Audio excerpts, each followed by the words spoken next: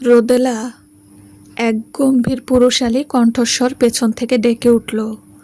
অনিক নামের এই ছেলেটি বেশ কিছুদিন ধরেই রোদেলার মন পাওয়ার জন্য তার পিছনে ঘুরঘুর করছে, কিন্তু রোদেলার মন গলানোর কোনো লক্ষণ নেই।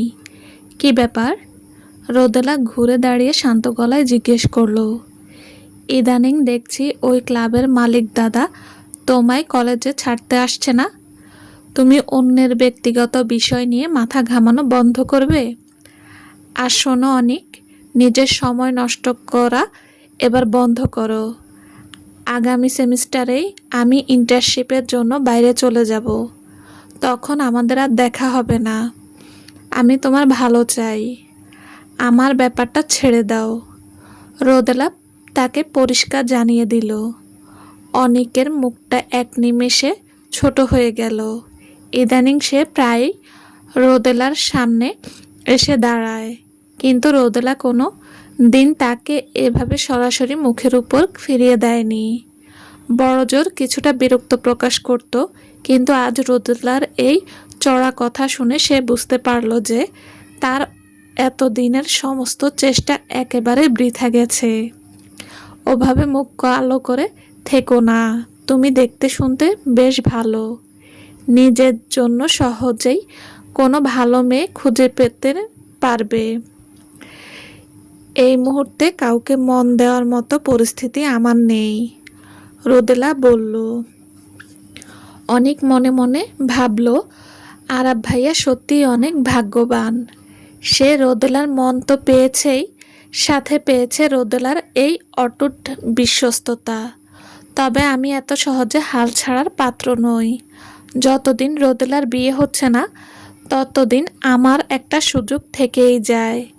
এরপর যদি দেখা নাও হয়, তাও আমি রোদেলাকে এভাবেই ভালোবেসে যাব। আসলে লোকে ঠিকই বলে, আমরা যাকে ভালোবাসি সে আমাদের ভালোবাসে না, আর যে আমাদের ভালোবাসে তাকে আমরা মন দিতে পারি না। আরাবের মনে যদি রোদেলার জন্য বিন্দুমাত্র অনুভূতি থাকতো, তবে সে এভাবে পুরো একটা সপ্তাহ রোদেলার কোনো খোঁজ না নিয়ে কাটিয়ে দিত না। কিরে, অনিকের সাথে তোর দেখা হলো? রোদেলা যখন তাদের চেনা সেই পাথরের বেঞ্চটার সামনে গিয়ে পৌঁছালো, তিথি তখনই তাকে প্রশ্নটি করল। কারণ রোদেলা আসার ঠিক কিছুক্ষণ আগেই অনিক এখানে রোদেলার খোঁজ করতে এসেছিল। হ্যাঁ, দেখা হয়েছে, রোদেলা হালকা কণ্ঠে জবাব দিল। আহারে, ছেলেটার জন্য অনেক মায়া হয় রে। তুই কি একটা বারো নিজের মনটা ওর জন্য? তিথি, রোদেলা ধমকে সুরে বান্ধবীর দিকে তাকালো। আচ্ছা বাবা, আচ্ছা, আর বলবো না। তিথি রোদেলার মেজাজ দেখে চুপ হয়ে গেল। এই সব বিষয়ে কথা উঠলেই ইদানিং রোদেলা খিটখিটে হয়ে যায়। সে বান্ধবীদের উপর রাগ করতে চায় না, কিন্তু সে খুব ভালো করে জানে যে অনিককে আশা দেওয়া মানে ওর সময় নষ্ট করা। এই মুহূর্তে আরাব ছাড়া অন্য কোনো পুরুষকে নিজের মনে স্থান দেওয়া রোদেলার পক্ষে অসম্ভব। ঠিক তখনই অন্তু হন্তদন্ত হয়ে তাদের সাথে এসে যোগ দিল। আজ থেকে তাদের ফাইনাল পরীক্ষা শুরু হতে যাচ্ছে। প্রথম পরীক্ষাটা সকাল 10টায়, কিন্তু এখন ঘড়িতে 9টাও বাজেনি। তারা আগে ভাগেই কলেজে চলে এসেছে যাতে শেষ মুহূর্তের পড়াটা একসাথে একটু ঝালিয়ে নেওয়া যায়। রোদেলা, তোকে একটা খবর দেওয়ার আছে। অন্তু এসে ঠিকমতো দম নেওয়ারও আগে রোদেলার দিকে তাকালো, যে তখন বইয়ের পাতায় চোখ বুলাচ্ছিল। কি খবর? আগে আমায় বল। রোদেলা মুখ না তুলেই বলল। তিথি, তুই একটু থাম তো। রোদেলা, এই খবরটা কিন্তু আরাব ভাইয়াকে নিয়ে। আরাবের নাম শোনা মাত্রই রোদেলার হাতের বইটা কেঁপে উঠল। এই একটি নাম এখন রোদেলার পুরো অস্তিত্বকে নাড়িয়ে দেওয়ার জন্য যথেষ্ট। তাও সে নিজের ভাবলেশহীন রূপটা বজায় রাখার চেষ্টা করল। অন্তু আর সহ্য করতে না পেরে নিজের হাত দিয়ে রোদেলার মুখটা বইয়ের পাতার থেকে উপরে তুলে ধরল। আরাব ভাইয়ার ক্লাব নাকি পুলিশ বন্ধ করে দিয়েছে। কি বলছিস তুই? রোদেলার মুখ থেকে কথা বেরোনোর আগেই তিথি চিৎকার করে উঠল। রোদেলা এতটা স্তব্ধ হয়ে গিয়েছিল যে তার নিজের গলা দিয়ে কোনো আওয়াজই বেরোচ্ছিল না। আমিও পুরোটা জানি না রে।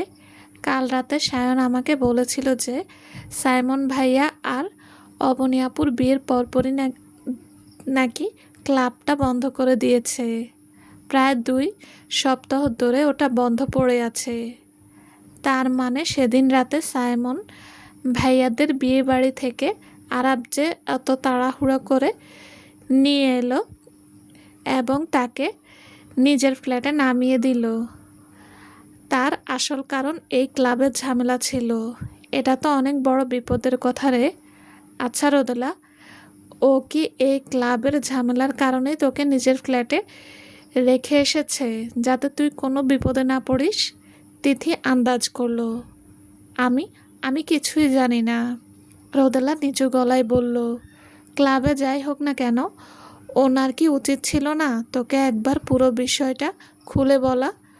তোরা টানা 3 মাস একসাথে কাটালি। ওনার মনে কি তোর জন্য বিন্দুমাত্র মায়াটুকুও তৈরি হয়নি? আমি তো এখনো বলবো তোর ওই পুরুষের মায়া ত্যাগ করাই শ্রেয়। অন্তু ক্ষোভ প্রকাশ করলো। কাল রাতে আমি তার ফোনে কল করেছিলাম, ও ফোন ধরেনি।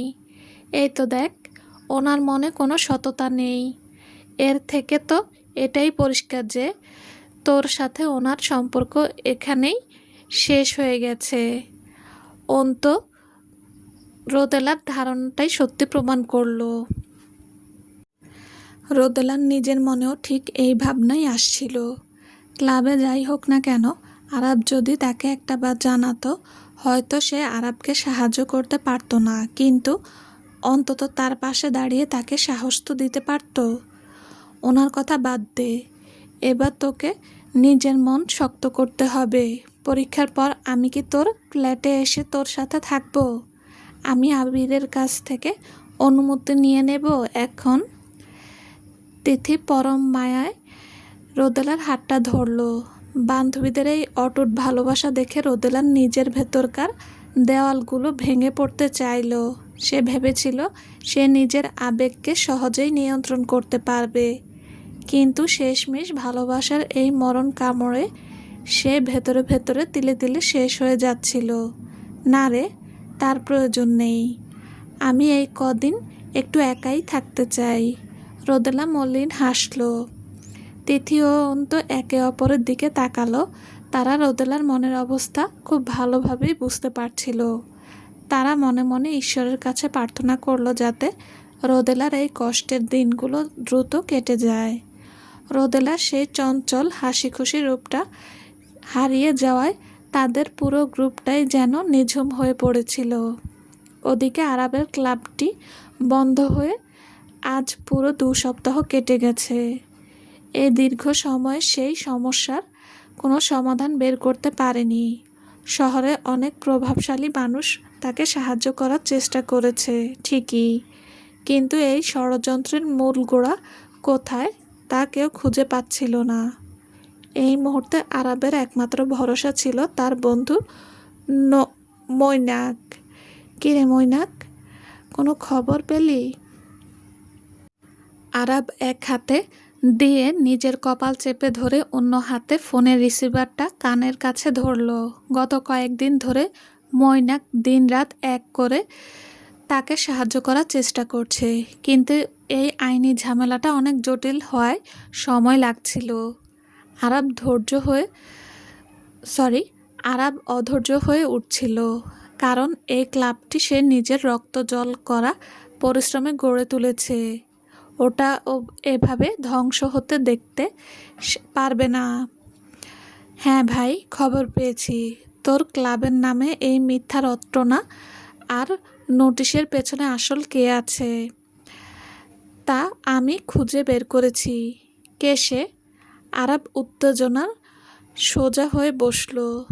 তোর বাবা কিন্তু এই কাজটা করেনি। কি বলছিস তুই? এটা কিভাবে সম্ভব?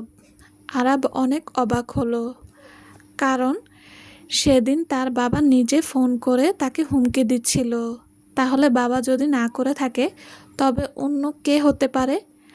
আমি তোকে একটা সোজা প্রশ্ন করি, তোর কি বাইরে কোনো শত্রু আছে? আমি ঠিক জানি না আমার বাবা ছাড়া আর কে এমন করতে পারে যে আমাকে জোর করে বিয়ে দিতে চায়। তাছাড়া সেদিন বাবা নিজে ফোন করে আমাকে খোঁচা দিচ্ছিলেন যে আমার ক্লাব বন্ধ হয়ে গেছে। তোর বাবা আসলে খবরটা আগে থেকেই জানতে পেরেছিলেন। ওনার নিজস্ব লোক মারফত খবর পেয়ে উনি এই সুযোগে তোকে বশ করার জন্য ব্ল্যাকমেল করছিলেন, কিন্তু নোটিশটা উনি পাঠাননি। তাহলে আসল অপরাধীকে? ওর নাম বিক্রম। নামটা কি চেনা লাগছে? আরাব নিজের কপালে হাত দিয়ে গভীরভাবে মনে করার চেষ্টা করলো। নামটা চেনা মনে হলেও এই মুহূর্তে সে ঠিক মেলাতে পারছিল না যে এই বিক্রম আসলে কে। তোর যদি এখন মনে না পড়ে তবে তুই সরাসরি আমার কাছে চলে আয়, আমি তোকে ওখানেই নিয়ে যাচ্ছি। আরাব আর দেরি না করে গাড়ি নিয়ে সোজা মৈনাকের ফ্ল্যাটে গেল। সেখান থেকে মৈনাক তাকে শহরের এক প্রান্তে অবস্থিত একটি পরিত্যক্ত গুদামে নিয়ে এলো। এখানে কেন এলি? আরাব চারপাশটা দেখে জিজ্ঞাসা করলো।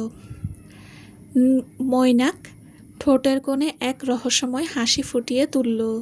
গত 2 সপ্তাহ ধরে তার বন্ধুটা চরম মানসিক যন্ত্রণার মধ্যে দিয়ে যাচ্ছিল, তাই আজ তাকে একটু স্বস্তি দেওয়ার ব্যবস্থা করেছে সে।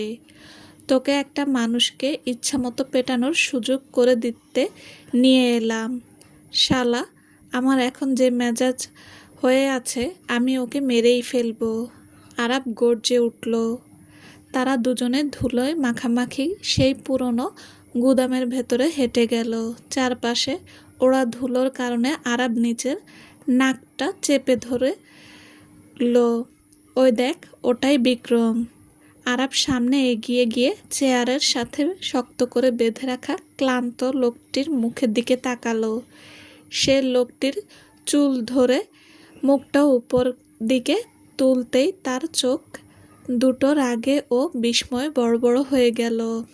আরে, এই কুত্তাটাই তো সেদিন ক্লাব থেকে রোদেলার হাত ধরে টেনে নিয়ে যাওয়ার চেষ্টা করেছিল।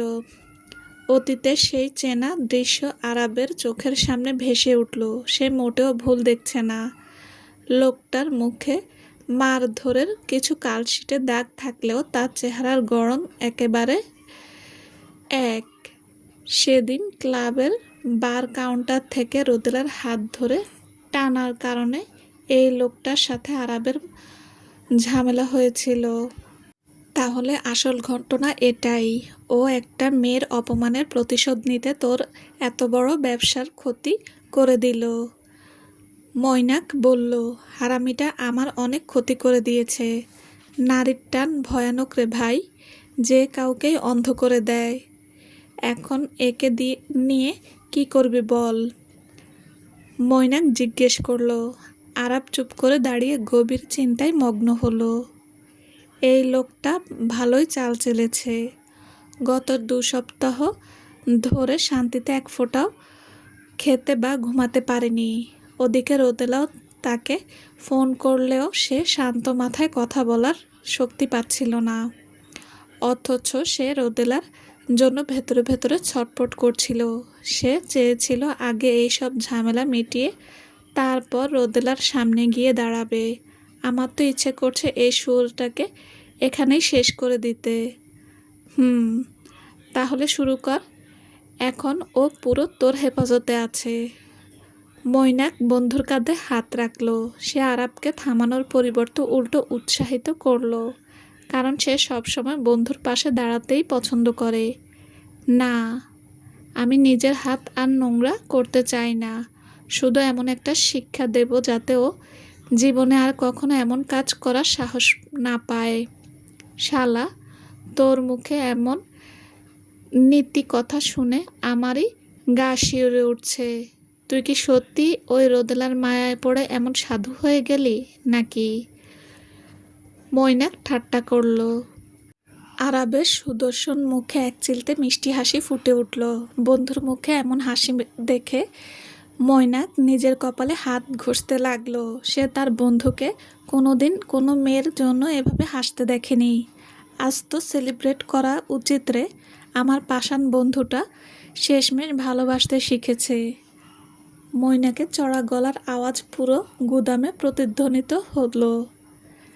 তাদের গলার আওয়াজ পেয়ে চেয়ারে বাঁধা বিক্রম আস্তে আস্তে চোখ মেলল। সে সামনে আরাবকে দাঁড়িয়ে থাকতে দেখে এক তিক্ত ও তাচ্ছিল্যের হাসি হাসল। ওহ, শেষমেশ তুই বুঝতেই পারলি যে এই চালটা আমার ছিল। হ্যাঁ, তবে তোকে চিনতে আমার একটু সময় লেগেছে। এই যা। ধপ।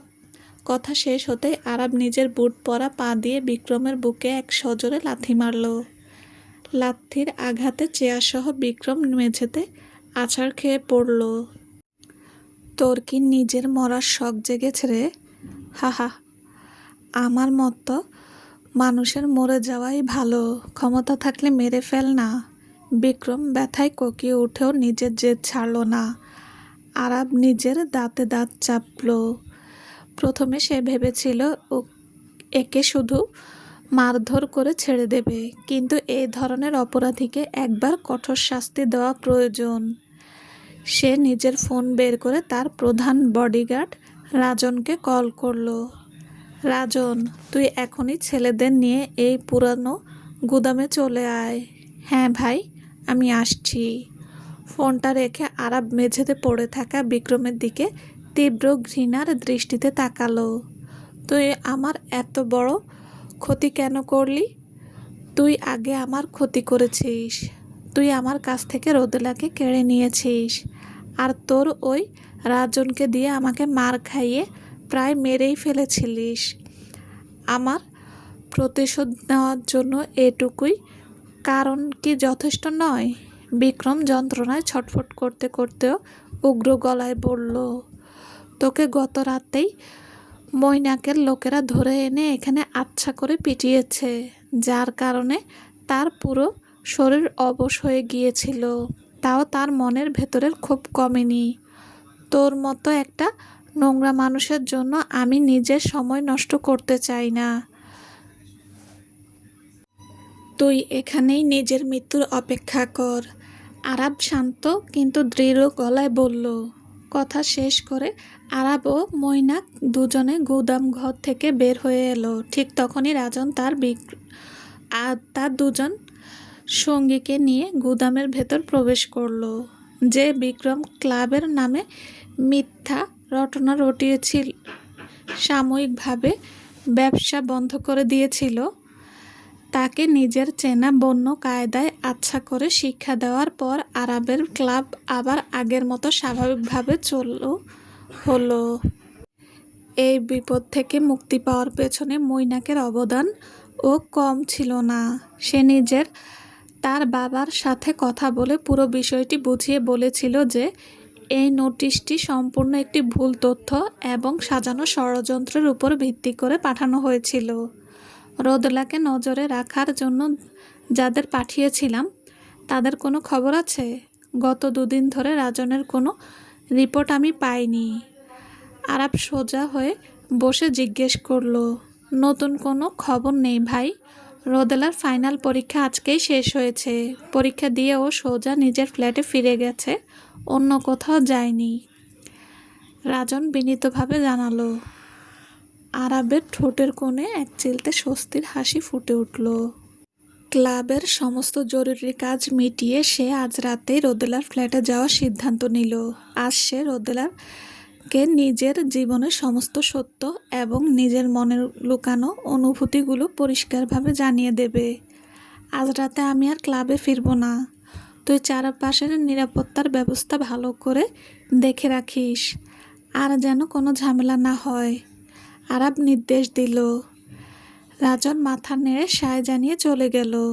আরাবও দ্রুত হাতের কাজগুলো শেষ করতে লাগলো, কারণ রোদেলার কাছে যাওয়ার জন্য তার মন ব্যাকুল হয়ে উঠেছিল। সে মনে মনে ভাবল, এতগুলো দিন কোনো খোঁজ না নেওয়ায় মেয়েটা নিশ্চয়ই তার উপর অভিমানের পাহাড় জমিয়ে বসে আছে। রাত 10:30। রোদেলা বিছানায় শুয়ে বইয়ের পাতায় চোখ বুলাচ্ছিল। কিন্তু পড়া কিছুতেই তার মাথায় ঢুকছিল না। মনটা বারবার উধাও হয়ে সেই চেনা মানুষটার কাছে চলে যাচ্ছিল। তার মনের ভেতর এক অদ্ভুত অস্থিরতা কাজ করছিল। কোনোভাবেই সে আরাবের চিন্তা মাথা থেকে ঝেড়ে ফেলতে পারছিল না।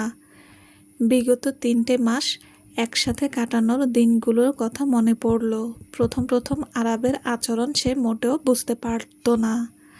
লোকটা বাইরে থেকে নিষ্ঠুর ও কঠোর স্বভাবের দেখাতো, কিন্তু ভেতরে ভেতরে সে আদৌ ততটা খারাপ ছিল না। কোনো দিন মিষ্টি কথা না বললেও সে যে ভেতরে অন্যরকম এক পুরুষ তা রোদেলার আস্তে আস্তে বুঝতে পেরেছিল।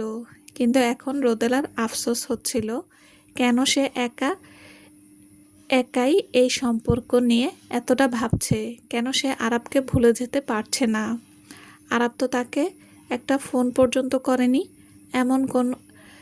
এমনকি কোনো মেসেজও পাঠায়নি। এর থেকে তো এটাই স্পষ্ট তাদের এই বেনামি সম্পর্কের অবসান ঘটেছে। এবার এসব বাবা বন্ধ কর রোদেলা, নিজেকে সামলে নে। সে কাঁপতে থাকা গলায় নিজেকে সান্ত্বনা দিল এবং আবার বইয়ের পাতায় মনোযোগ দেওয়ার চেষ্টা করলো। টিং টিং টিং, হঠাৎ দরজার কলিং বেলটা বেজে উঠল। এই অসময়ের তার ফ্ল্যাটে কে আসতে পারে? সাধারণত তার ফ্ল্যাটে তার মা এবং তিথি ও অন্তু ছাড়া আর কারো আসার অনুমতি ছিল না। রোদেলার বিছানা থেকে নেমে ধীর পায়ে দরজার কাছে এগিয়ে গেল। সে দরজার আইহোল দিয়ে বাইরে তাকাতেই তার পুরো শরীর স্তব্ধ হয়ে গেল। হৃদস্পন্দন যেন এক মুহূর্তের জন্য থমকে দাঁড়ালো। আরাব ভাইয়া! এই মাঝরাতের লোকটা এখানে কি দরকারে এসেছে? তাও আবার এমন এক স্বাভাবিক ভঙ্গিতে দাঁড়িয়ে আছে যেন তাদের মাঝে কোনো দূরত্বই তৈরি হয়নি। টিং টিং, আবারও কলিং বেল বেজে উঠল। রোদেলার হাত দুটো ভয়ে আর উত্তেজনায় বরফের মতো ঠান্ডা হয়ে গেল। সে বুঝতে পারছিল না দরজা খোলাটা আদৌ ঠিক হবে কি না। ঠিক তখনই রোদেলার ফোনটা সশব্দে বেজে উঠল। স্ক্রিনের দিকে তাকিয়ে দেখল বাইরে দাঁড়িয়ে থাকা মানুষটির ফোন করেছে। রোদেলা কাঁপা হাতে ফোনটা রিসিভ করলো, মুখে কোনো কথা বলল না। সে আইহোল দিয়ে বাইরে তাকিয়ে রইল এবং কানের কাছে ফোনটা ধরে ওপাশের আওয়াজ শোনার চেষ্টা করলো। রোদেলা, দরজা খোল। রোদেলা কোনো জবাব দিল না এবং দরজা খোলার কোনো মানসিকতাও তার ছিল না। কিন্তু ঠিক তখনই দরজার ওপাশে থাকা আরাব সরাসরি আইহোলের দিকে নিজের তীক্ষ্ণ চোখ দুটো রাখল, যেন সে রোদেলার চোখের দিকে তাকিয়ে আছে। আমি জানি তুই এখানে থেকে আমাকে দেখছিস। চুপচাপ দরজাটা খোল রোদেলা। রোদেলা নিশ্চিত ছিল যে বাইরে থেকে ভেতরে কিছু দেখা অসম্ভব, কিন্তু এই লোকটা কিভাবে বুঝলো যে সে দরজার ওপাশে দাঁড়িয়ে আছে? যদি দরজা না খুলিস তবে আমি এখানে চিৎকার করে লোক জড়ো করব। প্রতিবেশীর কাছে তোর সম্মান নষ্ট হবে। তুই কি সেটা চাস? রোদেলা রাগ হতে লাগলো। এই পুরুষটির সাহস কত বড়! একটা পুরো মাস কোনো খোঁজ না রেখে আজ হুট করে এসে এমন অধিকার খাটাচ্ছে যেন রোদেলা তার হাতের পুতুল। সে যখন যা খুশি করবে আর রোদেলা তা মেনে নিতে হবে। আরাব নিজেকে নিয়ে অনেক বেশি আত্মবিশ্বাসী। আমি 3 পর্যন্ত গুনব। 1, 2, 3, খট। আরাব 3 বলার আগেই রোদেলা এক ঝটকায় দরজাটা খুলে দিল। সে খুব ভালো করে জানে এই একগুঁয়ে লোকটা মুখে যা বলে তা সত্যি সত্যি করে ছাড়তে দ্বিধাবোধ করে না। রোদেলার দেখা সবচেয়ে বেহায়া পুরুষ এটি। দরজাটা খুলতেই আরাব ভেতরে ঢুকে রোদেলাকে শক্ত করে নিজের বুকের মাঝে জড়িয়ে ধরল। রোদেলা নিজেকে ছাড়ানোর জন্য ছটফট করতে লাগলো এবং নিজের ছোট ছোট হাত দুটো দিয়ে আরাবের চওড়া বুকে সজোরে আঘাত করতে লাগলো। অনেক মিস করেছি তোকে। আরাব রোদেলার কানের কাছে ফিসফিস করে বলল। এই একটি মাত্র বাক্য রোদেলার মনের সমস্ত শক্ত দেওয়ালকে এক নিমেষে গুঁড়িয়ে দিল। তার এতদিনের জমানো সমস্ত জেদ ও কঠিন সিদ্ধান্ত যেন কর্পূরের মতো উড়ে গেল। আমি সরি, আপনি আমাকে কি ভাবেন বলুন তো?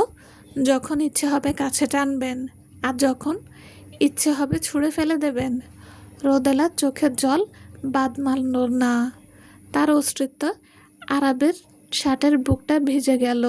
আরাব পরম মমতায় রোদেলার মাথায় হাত বুলিয়ে তাকে শান্ত করার চেষ্টা করলো। সে জানতো রোদেলা অনেক রেগে আছে, কিন্তু রোদেলার এই বুক ফাটা কান্না দেখে সে নিজে ভেতরে ভেতরে অসহায় বোধ করল। সে ভাবতেও পারেনি যে তার এই দূরে থাকাটা রোদেলার মনে এতটা গভীর ক্ষত তৈরি করছে। আমায় ক্ষমা করবি? আমার সত্যি অনেক বড় একটা ঝামেলা মেটানো ছিল রে, আরাব নরম গলায় বলল। রোদেলার কান্নার বেগ আরও বেড়ে গেল। আরাব আলতো করে তাকে নিজের বুক থেকে সরিয়ে তার চোখের জল নিজের আঙ্গুল দিয়ে মুছে দিল। কিন্তু আরাবের এই কোমল ছোঁয়া রোদেলার কান্নাকে আরও উস্কে দিল। আই প্রমিস, এরপর থেকে এমনটা আর কখনো হবে না, আরাব এমন এক সুরে বলল যা সে নিজের জীবনও কোনো দিন কোনো নারীর সামনে বলেনি। এই প্রতিটি কথা তার হৃদয়ের গভীর থেকে আসছিল। ক্ষমা চাওয়ার নাটক বন্ধ করুন ভাইয়া। আমাদের মধ্যে আদৌ কোনো সম্পর্ক আছে নাকি? আপনি যদি এই সম্পর্কটা শেষ করতে চান, তবে আজই আমাদের এই বেনামি অধ্যায়ের ইতি টেনে দিন। আমিও মনে মনে নিজেকে প্রস্তুত করে নিয়েছি। আমি যদি সত্যি শেষ করতে চাইতাম, তবে আজ সমস্ত ঝামেলা মিটিয়ে সবার আগে তোর কাছে ছুটে আসতাম না। তোকে ছাড়া এই কটা দিন আমি এক মুহূর্তের জন্য শান্তিতে থাকতে পারিনি। তোকে বুকে না জড়িয়ে আমার রাতে ঘুম পর্যন্ত আসে না। এইসব মিষ্টি কথা বলা বন্ধ করুন। নাকি এখন আবার শরীর গরম হয়েছে, তাই এই সব ভালোবাসার নাটক করে আমার শরীরটা কিনতে এসেছেন? আপনি কি আমাকে বোকা ভাবেন? রোদেলার মন এই মুহূর্তে দ্বিধান্বিত হয়ে পড়েছিল। আরাবের ফিরে আসা এবং এই আকুলতা দেখে তার মনে যেমন সুখে ভরে উঠছিল, তেমন আরাবের এই উদাসীনতায় তার মনে তীব্র ক্ষোভের আগুন জ্বলছিল। মুখ সামলে কথা বল রোদেলা। আমি তোর সাথে ভালো ব্যবহার করছি দেখে তোর যা মনে চায় তাই বলবি নাকি? আরাব ধমকে সুরে বলল। এই তো দেখো, এই পুরুষটি কোনোদিন নিজের রাগকে নিয়ন্ত্রণ করতে পারে না। 10টা মিনিটও সে মিষ্টি কথা মুখে বলতে পারল না, আবার নিজের পুরো বন্য রূপে ফিরে এলো। এই ভেবে রোদেলা আরাবের হাত থেকে নিজের কে মুক্ত করে সোজা গিয়ে সোফায় বসলো। আপনি এখন এখান থেকে যান, আমার পড়া আছে। আরাব রোদেলার পিছু পিছু এসে সোফায় ওর গা ঘেঁষে বসলো এবং নিজের একটি হাত রোদেলার কাঁধের উপর রাখলো। রোদেলা বিরক্ত হয়ে কিছুটা দূরে সরে বসলো। আমি যাব না, আজ রাতে আমি এখানেই থাকবো। আপনাকে কে অনুমতি দিয়েছে? আপনি এক্ষুনি এখান থেকে যান, নয়তো আমি সিকিউরিটি গার্ডকে ডাকতে বাধ্য হব। আমাকে খারাপ হতে বাধ্য করবেন না। আরাব বিন্দুমাত্র ভয় পেল না, বরং রোদেলার এই রাগ দেখে তার মনে মনে আনন্দ হচ্ছিল। সে ভাবল মেয়েটি নিশ্চয়ই তাকে ভালোবাসে, নইলে তার দূরে থাকায় এতটা কষ্ট পেত না। ডাক দেখি কাকে ডাকবি? তোর কি মনে হয় আমি ওই গার্ডদের ভয় পাই? বেহায়া একটা। রোদেলা রাগ সামলাতে না পেরে চেঁচিয়ে উঠল। তার চোখের জল তখন রাগে শুকিয়ে গেছে। আমায় যত বেশি গালি দিবি, আমি ততবার তোকে নিজের করে আস্বাদন করব। এই নিয়ে 2বার গালি দিলি, মনে রাখিস। হুঁ, শেষমেশ নিজের আসল রূপে ফিরে এলেন তো। আমাদের এই সম্পর্কের মাঝে কি শরীর ছাড়া অন্য কোনো কিছুর অস্তিত্ব আছে? আপনার কি আদৌ কোনো মন বলতে কিছু আছে ভাইয়া? মন আছে বলেই তো আজ তোর এর রাগ ভাঙাতে ছুটে এসেছি। আমি নিজের জীবনে কোনো দিন কোনো মেয়ের রাগ ভাঙাইনি, সেখানে তুই আমাকে যা তা বলছিস তাও আমি মুখ বুজে সহ্য করছি। এবার একটু শান্ত হ। আমি তোকে ফেলে কোথাও চলে যাইনি, শুধু কিছুদিনের জন্য একটু দূরে ছিলাম। এই শব্দটা তাদের মুখে মানায় যাদের সম্পর্কের কোনো সামাজিক নাম আছে, আমাদের মতো বেনামি সম্পর্কের ক্ষেত্রে নয়। এটা আপনার একটা স্বার্থপরতা। রোদেলা মুখ ফিরিয়ে নিল। তোর কোন সামাজিক নামটা চাই বল আমায়।